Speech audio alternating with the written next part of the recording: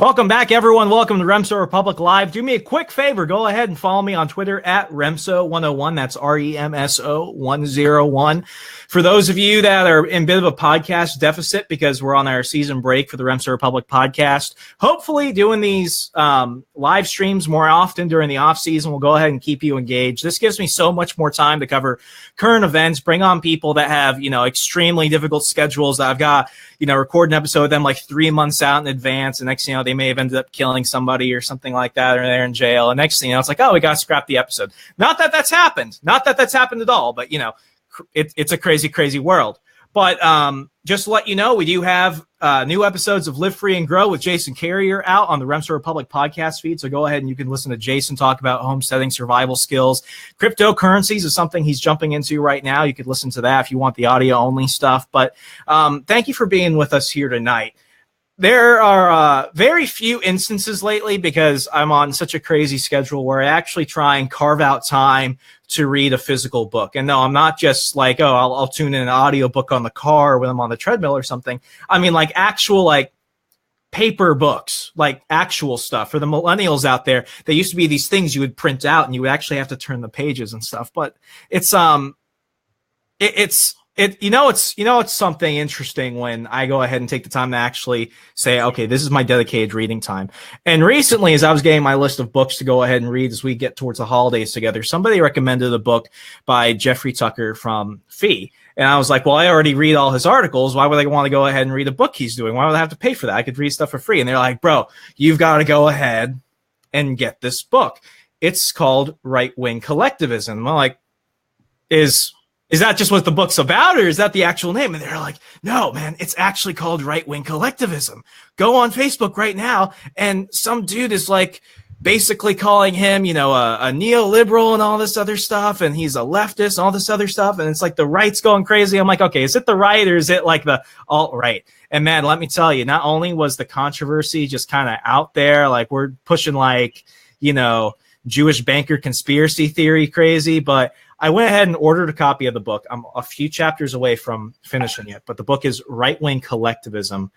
And let me tell you, this is one of those things where it's like people have spoken about it here and there. People have tried to understand it, but nobody really knows it. Like you could see it's like, oh, yeah, I could detect it here and there. But this book goes into so much more detail than any other source you could possibly go to.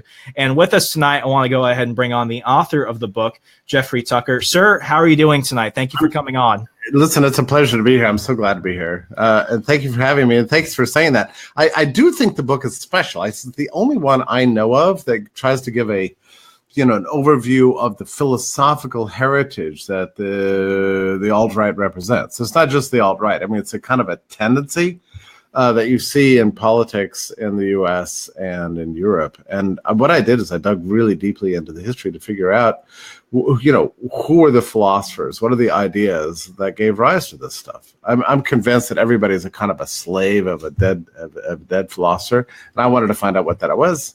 And so I discovered it. I feel like I discovered it. I followed the breadcrumbs left by other scholars like Mises and Hayek and others, and I just laid it out.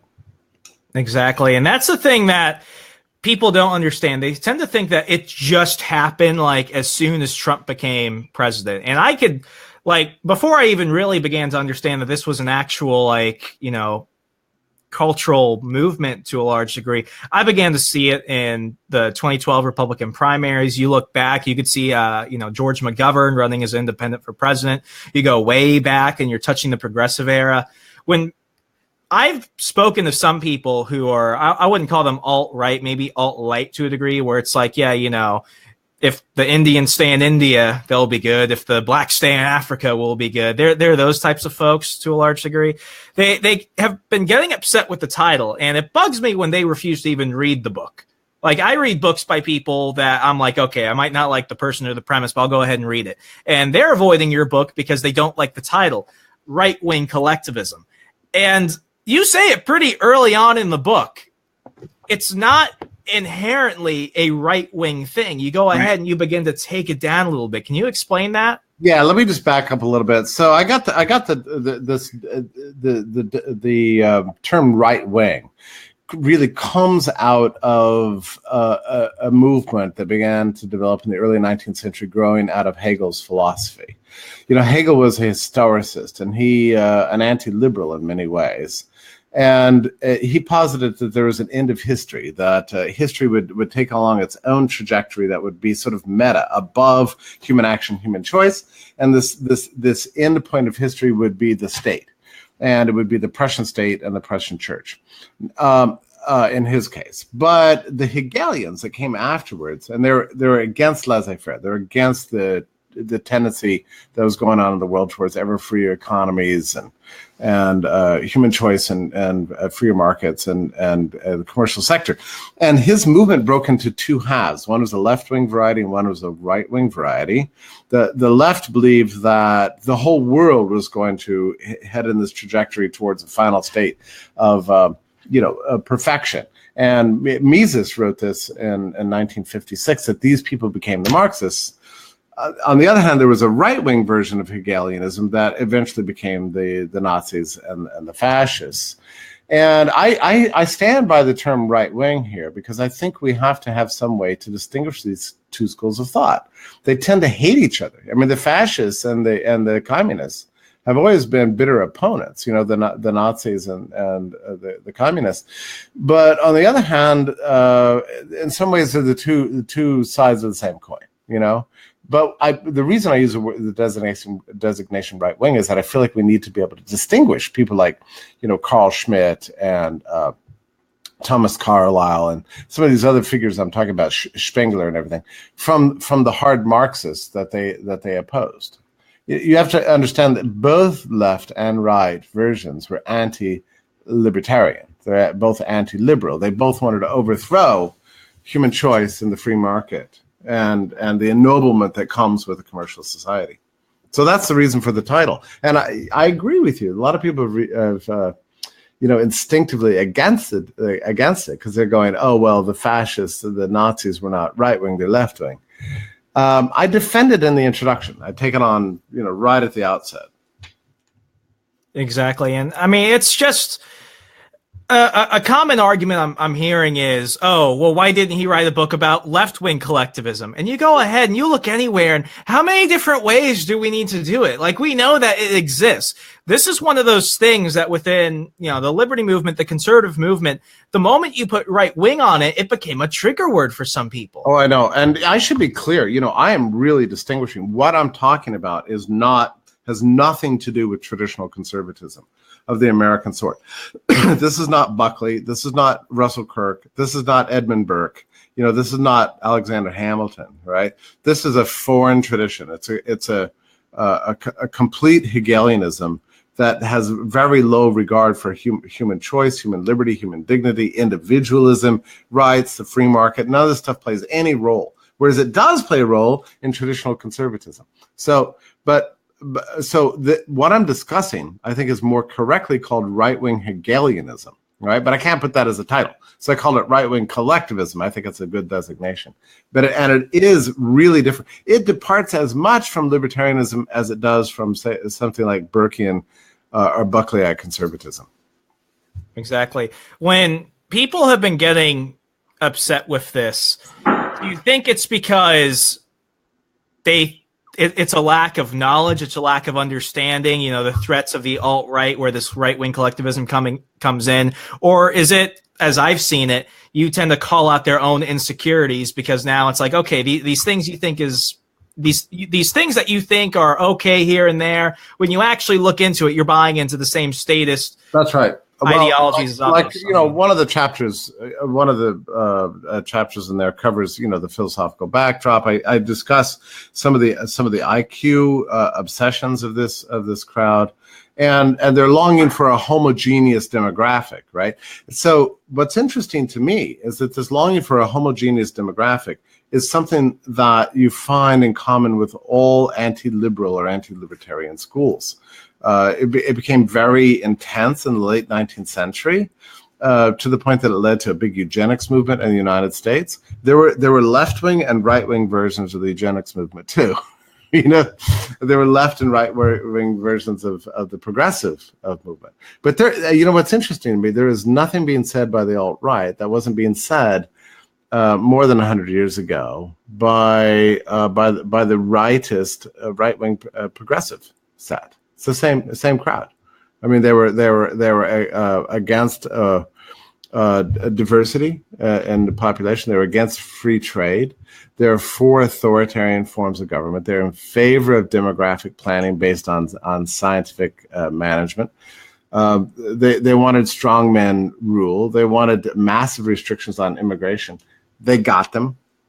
In other words, I mean, alt-right ideology has already existed in American history. That's the thing that just blows my mind, though. Right. Like me and so many other people thought this was recent. Like this started with Steve Bannon. This started with other people. And your book goes into it. And honestly, it's like reading a horror story because it's like, holy crap. Like we probably should have seen this coming. Yeah. And when it comes to this type of stuff, like people, like you said, they thought it was dead. They thought it was long and gone. And there's a part really early on in the book that was both funny in a way, but as I'm reading it, I'm just like holy crap, these people are real. It's like saying you saw a chupacabra out in the woods. You had lunch with a Nazi. Yeah, you're talking about my chapter on lunch. But that's one of the few sections of the book that's actually autobiographical, and really this did happen, a long time ago. But were you like on NaziDateFinder.com? I don't know.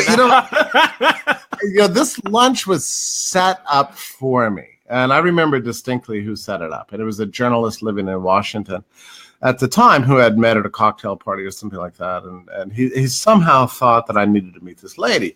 And I had no idea where I was going, but he said she's very wealthy and she could take very good care of you. And it's very important that you meet her. Well, that does it right there. All right, here I go. So I went to this, it was in Alexandria, Virginia, an old town, and I drove up and it was very fancy, sort of tea room, luncheon. I was sitting there awkwardly waiting for this woman and in she walks, this baroness, this sort of wealthy, heiress, widower, and her hair is coiffed and blonde and she's sashaying across the room in a fancy skirt and with a beautiful high-end perfume on, and she just looked and smelled the part, and I thought, well, this is interesting. This should be a fascinating lunch, and we began to talk, and she began to kind of press me, I mean, just like test me and push me and test me and push me, and she starts, of course, with America's going down the drain, the establishment's ruling everything, what are we going to do about, the elites and that are the usual. Yeah, you've heard the world, the global financial establishment, and so on. And then she gets talking about the white race, and I'm thinking, well, that's a little strange. I don't know if and then eventually she gets to the Jews, and I start to get really uncomfortable. I'm just a nice boy from Texas. I'd never really heard any kind of talk like this. And this is what we do here in DC. We just complain about the Jews and the elites on the regular. Yeah, and I thought, well, this is getting a little awkward. And then finally, and she could tell that I was trying to kind of get squeamish, which obviously she had immense experience in dealing with, people like me. And so she pulled back a little bit and just winked and smiled and lifted up her glass and wanted to raise a toast to the great man of the century, Adolf Hitler. And it wasn't until that moment I realized, oh my God, I'm having lunch with a Nazi. This is actually happening, And again, she's like, out of a Hollywood movie, right? She's just, her manners are perfect. I mean, I was mostly up until that moment worried about my etiquette, my eating with my salad fork properly. It's like you're describing a scene from like Indiana Jones or something. Yeah. And, I felt very, in telling the story, I noticed when I wrote about my article, I didn't say whether I toast or not. To tell you the truth, I have a vague sense of having like clinked to Hitler. I'm not sure that I did. I can't reconstruct it well enough. Well, when in Rome, toast to Hitler, I guess. Right? But I just, and then she winked at me, and soon the lunch closed. I said, "Well, listen, I must be going. All the best to you." And it was air kisses, and my heart was racing wildly. I thought, what just happened to me? And how did this happen? And why? And why was she interested in me? Why was I having lunch with a Nazi? And I just walked as quickly as I could out of the restaurant and got in my car and just kind of like, once I was safe in my car, I was just sort of huffing and puffing. And I never entirely figured it out. Actually, I did more or less realize that the man who had set up the lunch, of course, was very much connected with her foundation, which is a very wealthy foundation. They gave it a lot of money, and they're funding a lot of the sort of nascent Nazi movement that existed in that part of the world, including many activist groups in Washington at the time. And she was a major funder of them. And she was trying to vet me to see if she could, I don't know, bring me around to that point of view. Well, you did clink for Hitler, so. Yeah. Well, I'm glad to say she never contacted me again, but it was that's a good thing. I think it was at that point that I began to get a little wary. I have to tell you, the funny thing about this kind of demonic ideological movements is that you don't really learn about them in college. In the sense that you don't really encounter them. Maybe it's different today because I think you do have. I just recently graduated, and I went to Liberty University, so instantly you could tell our worldview. But growing up, it's like you look at World War II for an example, and it was everyone versus the Nazis. And then it's not until I go to Liberty, and I was a government major, where when some of the Nazis are all dead, right? I mean, that's the thing. All of them. History. Yeah. I mean, the idea of the bad guys were defeated, so there is no evil. Oh, the whole thing is ridiculous. I think our history understanding is so terrible. But it's illiterate to a large degree. We think, the world's going along great, and then some dude in a mustache kind of whipped up a bunch of Germans into a frenzy, and then threw a bunch of Jews in a gas chamber. But fortunately, U.S. rode to the rescue, wiped out the bad guy, and we made the world safe again, and then that's the end of the story. I mean, that's none of this is true. I mean, the Nazi movement itself was a long time coming. It was decades in the building. In fact, it was a century in the building, longer than a century. I don't really have a chapter of the rise of the Nazis, but I can tell you a very interesting story about it. I mean, it was really the perfect storm that gave rise to this movement, and it had been building as a revolt against the modern world for 150 years before it culminated in this and Hitler, who in many ways, didn't lead a movement. He absorbed the energy of a diverse movement that had been building for a very, very long time. It was just an attempt to sort of turn back the clock on liberalism. But what was interesting to me about that, of course, and also, by the way, many of Hitler's ideas he took from the American eugenic experiments. When I go into that into the book and in some detail, I mean, a lot. It's very uncomfortable for Americans, but a lot of what happened under the Nazis was actually sort of how would you say, adopted. Inspired, because they were going to Harvard, they were going to all of our academic institutions, and they were watching these people, and they were like, "Oh, these guys are onto something." Now. No, American academia pre-gamed Nazism long before there was Hitler, so that was actually going on. So it's terrifying when you look at the world now. It's like, oh crap. Yeah. But anyway, the point is that this stuff doesn't actually go away. And I had not been exposed to it. But it's been for my whole career sort of gradually encountering this alternative. It's kind of an anti-leftist, radical, hardcore statism. And I began to get sensitive to it. And right before I heard Trump speak in July, I think, of 2015. It was that Freedom Fest. Yeah, I had heard.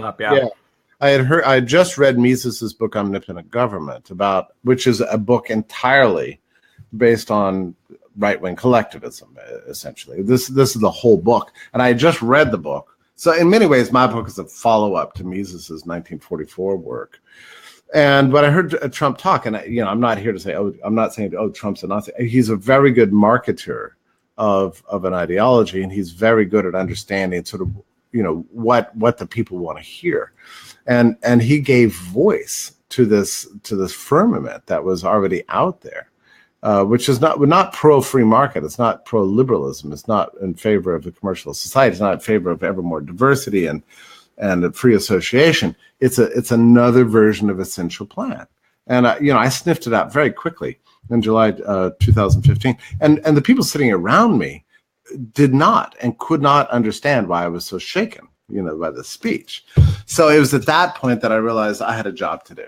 I had a job to explain this philosophical tradition, get people sensitized, to understanding it, developing a good nose for it, developing an instinct to sniff out what this alternative form of statism looks like. So that's essentially what I sought to do. I sought to like train people to understand what this threat to liberty really is, and which is the reason for the subtitle of the book, The Other Threat to Liberty. And it's so, like, the scary thing about that chapter, my lunch of a Nazi, is, you brought up when you first heard Trump speak, and then that's a good amount of time from when those two incidents happened. And the one thing you discuss in that chapter is that she had been a financier for all these organizations, for all these individuals. I'm trying to find a non-conspiratorial way to say this, because it sounds like I'm about to start screaming Illuminati, New World Order and stuff. So I apologize, but it almost seems like this stuff, it went under our nose for the longest time, because when you look at post the Berlin Wall coming down, it's like our focus is entirely on communism and everything else. And it's slowly coming up. And it just seems like when it came out in 2015, 2016, it seems like we just got sucker punched. Why do you think we ignored it? Yeah, you're right. It was there all the time. In fact, I have a little bit towards the end, you'll bump into it, a timeline of right collectivism, right-wing collectivism. It takes us from 1820 all the way up to, I think the last figure I mentioned here is from the 1970s, and I stop. Mainly because I realize that's a different book. And I'm very interested. I'm interested, although I'm a little bit, how do I put it? Like, I'm a little hesitant. Yeah, I'm hesitant to get us from the 1970s up to the present. I think maybe it's too soon to reconstruct that history, but there's no question there was a quasi-Nazi movement the entire time that was alive and well in this country, perpetuated by two or three very wealthy guys. And, some literature. This is long before the internet. They were writing novels and developing a movement. It was always out there. They had a newspaper. There were underground newspapers. And the funny thing is that these movements really developed partially because they were so taboo. It's like, think of your alt-right friends. I mean, they love being bad boys, saying and thinking impermissible thought. The white race is dying, and it's like, yeah, right. You got to calm down. Well, you can go back to what was that 1912 book, The Passing of the Great Race, by Madison Grant, and I discuss him in great length at the book. The Madison Grant dude who wrote this best-selling book, The Passing of the Great Race. In the early part of the 20th century. It was like on every coffee table, That book was actually referenced in The Great Gatsby at the beginning. It's like, you got to read this book. Have you heard of it?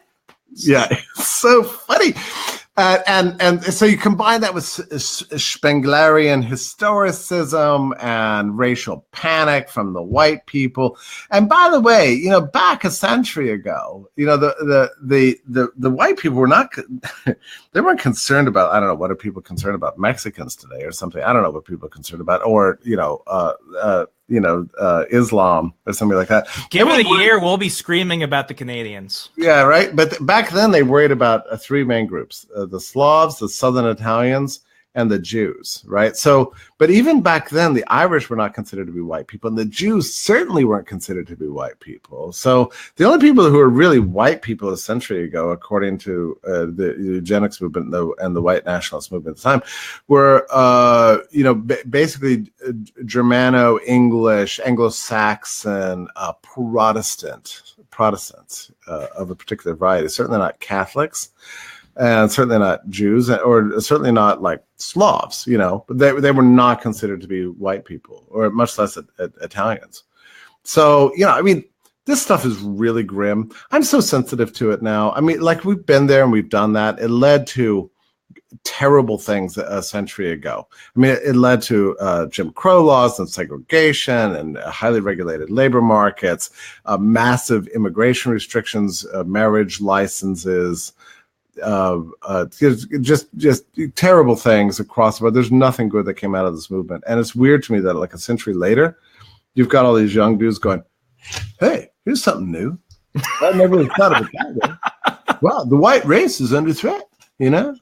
Yeah, it's just, it really shocks me though, because there are a lot of people that, you know, they were in the liberty movement. We did so much awesome stuff together. Now they're basically saying, I will never apologize for the West and everything else. And it's like, you're not even like, you're creating a historical narrative. It's not that, you know, one day there was a place called Europe where all the white people just frolicked in the fields and they were so happy. And then the Jews came. And it's like, that never happened. They were out killing each other. The Brits were enslaving the Irish and everything else. And it gets so upsetting. And then they're like, well, you know, Remso, we can only have your drug addicted, prostitute ridden libertarian utopia if we could just have all the white people come together. And I'm like, dumbass, I'm Puerto Rican and my mom's from Korea. Where do I fit into all of this? And it's so shocking, because now amongst people I considered my friends, suddenly I have to justify my own existence. You know, the heartbreaking thing about this. If you lived in Brazil, nobody would be talking about your race. If you lived in Israel, nobody would be talking about your race. I mean, in most places in the world, you're not required to declare your race because everything's really complicated, right? Mm-hmm. I mean, there is really, in some sense, no such thing as a pure race anywhere. In America, we have a very weird system inherited from this eugenic past, where on every form, and I'm sure it must drive you crazy. I mean, it drives me. FAFSA hates me. Affirmative action didn't know where to put me. Oh, jeez. I hate it. I think regular people should be offended at any form that is like asking you to declare your race. And, you know, the categories are getting a little more complicated. What are we up to, like 9 or something like that? But they're splitting Latinos in like 7 different areas. Like, I don't know if I go in like the Hispaniola category or the Latino category. Yeah, but I mean, all my friends from south of the border say that America has invented this category of person called Latino or Hispanic to describe basically everybody down there, like everybody like here. I mean, what are we doing? I mean, I don't know. I think we're rid of this total obsession and recognize that the beauty of human liberty is that it brings people together according to their own choices, and so we can all benefit from each other's presence in the world. I mean, to me, that's the really beautiful aspect of liberalism that we've forgotten about, and I don't like it. The left is race obsessed, and the right is race obsessed. I think libertarians have a contribution to make here to say, hey, everybody, chill. You know, let's just get along. Exactly. So, sir, I've got to let you go. People, folks. My homies, come on, do me a favor. Go ahead and get a copy of Right Wing Collectivism. Give it to your crazy progressive aunt, your ultra right wing uncle in Alabama. Sir, how could they get a copy of your book? You can go over to Amazon and get it. Yeah, and I'm making an audiobook now too. So, but run over to Amazon, pick it up, review it. It's gotten really great reviews. I'm really happy. The introduction is by Deirdre McCloskey, the greatest living economic historian. So I've been really thrilled at the reception. And I'm maybe someday I'll write part 2 and get us. Yeah, people examine where their alt-right came from more recently. We'll see what happens. Well, let's hope that has a happy ending in some way. But sir, thank you so much. It was a pleasure having you on. Thank you so much. Bye-bye. Bye.